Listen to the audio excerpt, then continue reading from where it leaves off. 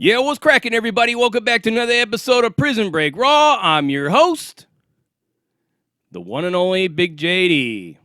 Go ahead, get this channel, subscribe, share at least some messages or comments, hit the thumbs up for the like, notification bell to be informed on all episodes when they drop. Most importantly, if you enjoy this content, please feel free to share it. Share it to your family, your friends, your coworkers, anywhere and everywhere in your social media platforms. Let's get this raw and uncut material out there to the millions that don't know we are here. Regarding the pain, the excruciating, agonizing, shooting through your body pain of having handcuffs slapped on that pressure point was on full display in the expression written all over George Floyd's face.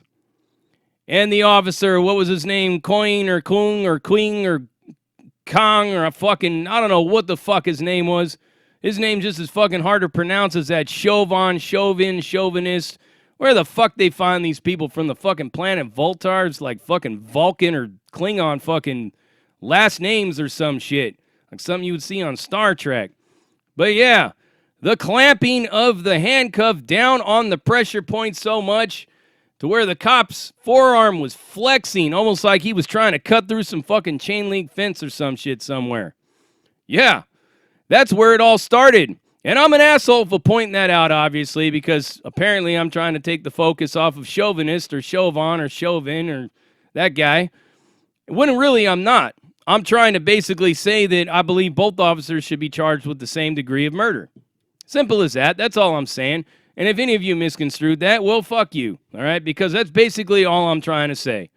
So anyways, let's move on to the ankle cuffs or leg irons, they're commonly referred to, or as shackles. What does it feel like when those things are latched onto the pressure point of your ankle? That's a whole nother degree of pain in itself. You can't really walk. You want to kill everything in sight. You may start sweating, all these things. It's like pain that just constantly is just sudden, and it comes on each time you move. It's kind of like, have you ever bent over to pick something up and you come up just right on the open cupboard door and you want to just beat the shit out of that cupboard, even though it's an inanimate object and it really doesn't have any say-so over its door being open or not, but you just want to kill it, man. You just want to beat it to death. You want to grab a hammer, a gun, anything in sight, or your fist and punch it, and then you're feeling some more pain when your knuckle gets smashed. Yeah, it's like that. Anytime something is touching these pressure points, people will react violently. It's like I told you about with a cat or a dog. Clamp a fucking pair of pliers onto their paw and watch how they react. It's vicious, man. But this story I'm going to share with you happened many moons ago, when I decided to say fuck you to the establishment and the system and the powers that be of the DAPO, or the Department of Adult Parole Operations within the California Department of Corruptions and Rehumiliation. I basically said, fuck you, I'm not doing your parole. Simple as that. So I kept absconding. I'd abscond, they'd find me, bring me back, I'd get out and abscond again. And I did this for several years, right? Well, one particular incident, I went out to Texas because when my father passed away, my mother pretty much lost everything and moved out to live with my sisters, who are now residing in Texas, or were then residing in Texas. One still does, the other one's somewhere else in the country. But my mom was out there, so I decided to go out there and try to, test the waters in the Lone Star State to see how it was. Never been there, never visited. The only thing I ever knew about Texas is the fact that the Dallas Cowboys are there and the Alamo. Other than that, knew nothing about the state, nothing about what's in there, anything like that. Well, I started to get into a whole lot of trouble out there, a whole lot of trouble. I ended up getting picked up by the local sheriffs in that county, in Randall County, Texas, up there in the Panhandle area, West Texas. And they found out I was absconding on parole. They took me into custody, and they held me there for 2 months. I was getting pissed. I was constantly on that button, constantly banging on that door, like, what the fuck, man? My 2 weeks is over with, man. You're only supposed to allowed to hold somebody on extradition for 2 weeks, and you got to cut them loose. You got to cut them loose if they ain't going to show up, man. That's the way it works. But these people were holding me for 2 months.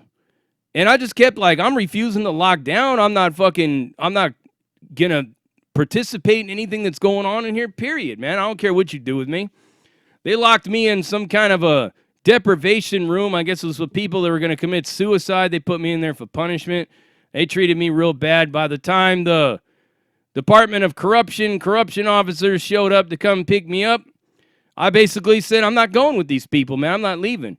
I demand to be released because you have violated my statute of limitations, man. Under the Valdivia decision. Valdivia was what is the standard practice for procedures in parole violations. To go in front of a board, your hearing, you have 14 days of statute of limitations on it and stuff like that.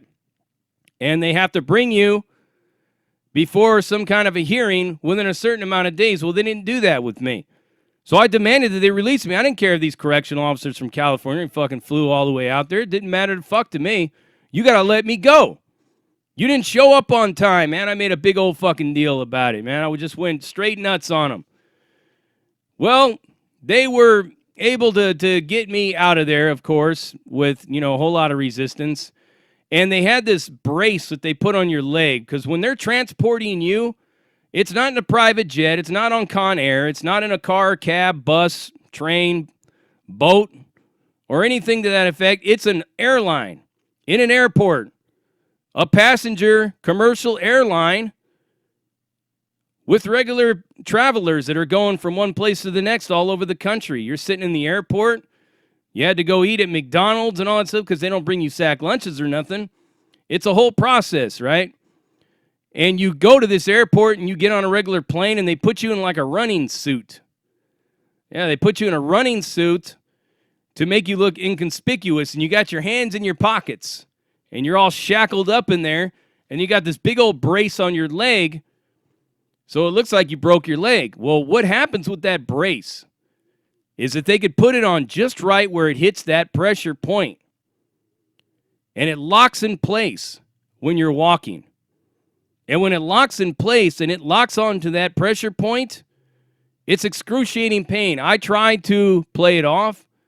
I tried to hold my head up high and act like I was a fucking badass and all that. Like I could take this pain. Hour into it, 2 hours into it, 3 hours into it on a layover to Dallas Airport. And these people are walking us all over the place. We can't stay in one place too long. Got to walk from one end to the other. Over here. We got to walk over here. We got to walk over here. And I was just pouring sweat from this.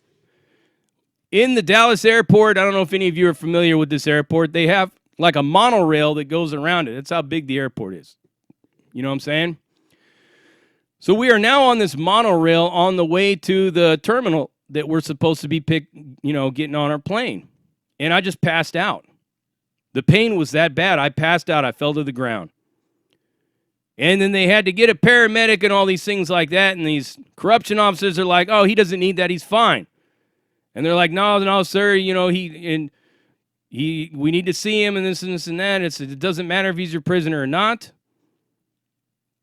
Passed out in the airport. So it's basically, this is our territory when it comes to something like that. And they were pissed off about it, man. And they were asking me what's up. And I'm like, my fucking leg, man. My fucking leg. This dude's got this brace on way too tight.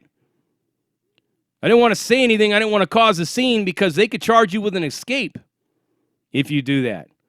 They can. They could do that. They could do that little thing right there, man, and turn a 60-day or 3-month violation into 5 years, 10 years, however many years, whatever it is.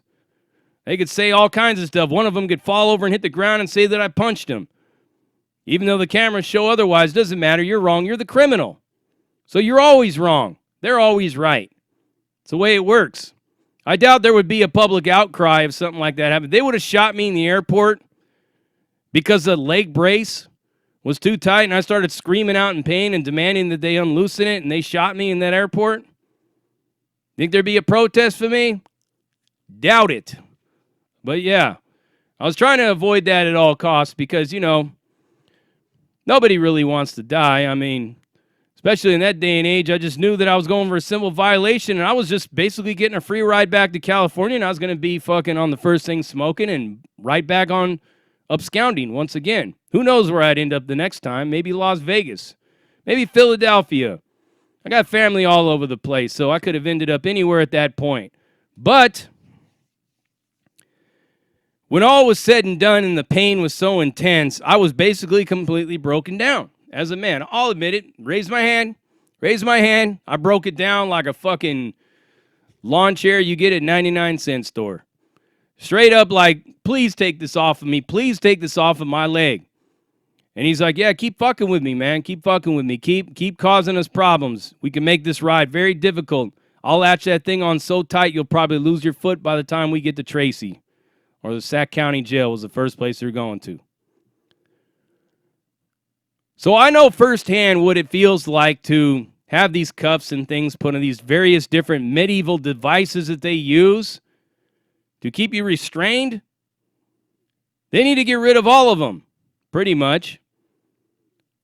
Need to get rid of all of them. And if somebody absconds out of state for some simple violation type shit with no crimes, they shouldn't even be allowed to come get you.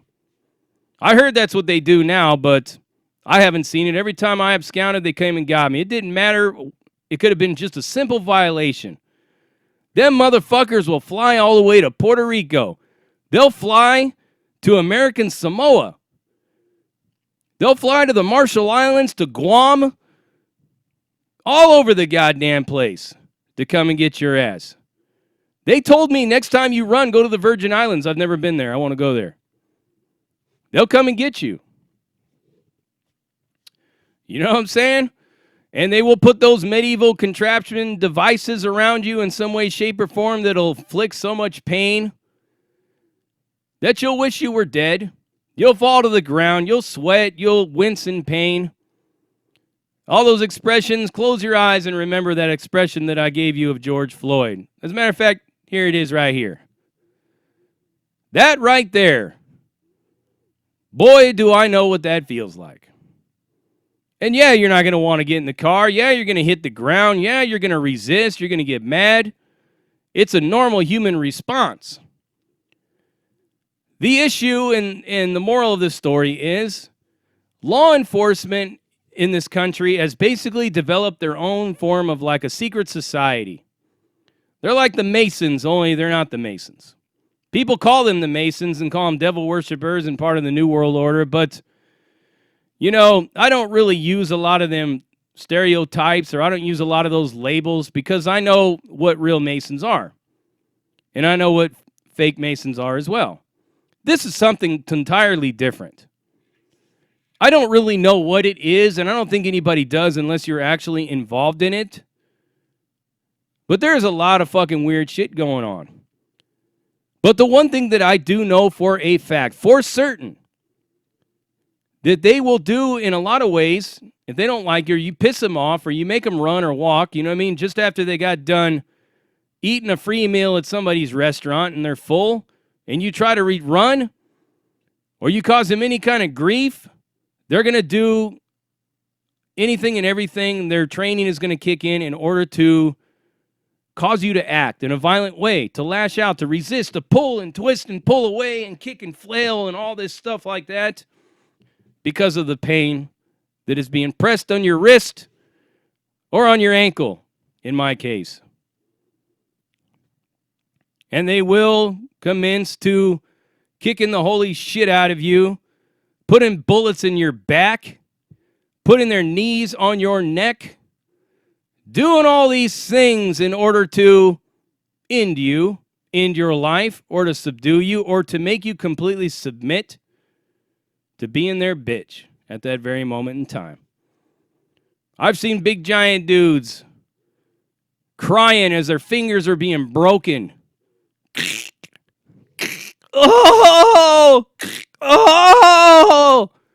In the LA County Jail.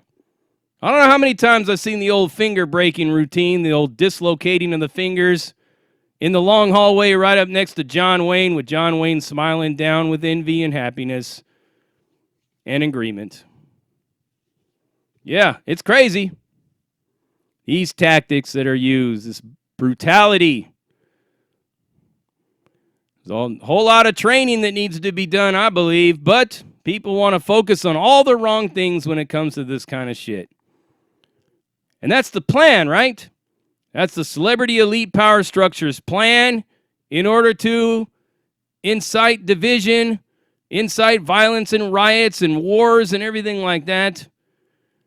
Because what's coming next at the end of all of this, in the aftermath, is going to be something that a whole lot of people are going to be like, God damn, man, I wish I would have listened to fucking Big JD and people like him.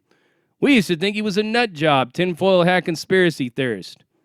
Now we get it, but it's too late at that point. But I just wanted to share this experience with you to let you know that I know full well what it feels like to have that apparatus locked on a pressure point. It sucks, and it will cause you to act.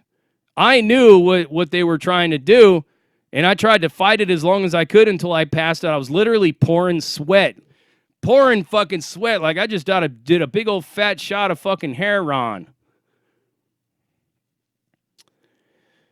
Oh. But for some reason, I don't believe that this will be the last incident we hear about what happened the other day. This shit's just going to keep going on, man, until they get what they want. All-out warfare and divide and conquer. Checkmate. And you heard it right here.